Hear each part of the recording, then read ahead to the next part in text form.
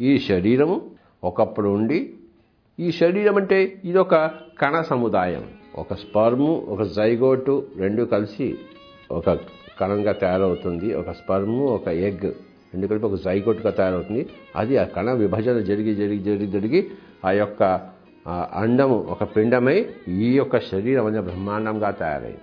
అండ పిండ బ్రహ్మాండం ఒక కణంలోంచి వచ్చిన మహాసముదాయ క్షేత్రము ఈ శరీరం. ఈ శరీరము నఖ నుంచి శిఖం వరకు ఇదొక బ్రహ్మాండం. అయితే ఈ బ్రహ్మాండం అంతా కూడాను నిత్యము లేదు, కరిగిపోతుంది. మళ్ళీ ఒకప్పుడు ఈ శరీరం లేదు. ఈ శరీరం పుట్టి 61 సంవత్సరాలైంది. అంతకుముందు 62 సంవత్సరాల కిందట ఈ బ్రహ్మాండం లేదు. ఇంకా కొన్ని సంవత్సరాల తర్వాత ఈ బ్రహ్మాండం కూడా మళ్ళీ ఉండదు. ఇది కొంతకాలం ఉంది, కొంతకాలంకి ఉండదు, కొంతకాలంకి ఇంత లేదు. కనుక ఇది అనిత్యము అని ఆధ్యాత్మిక శాస్త్రంలో, స్పిరిచువల్ సైన్స్లో మనం తెలుసుకుంటాము. కనుక ఇది అసత్యము అని అన్నారు.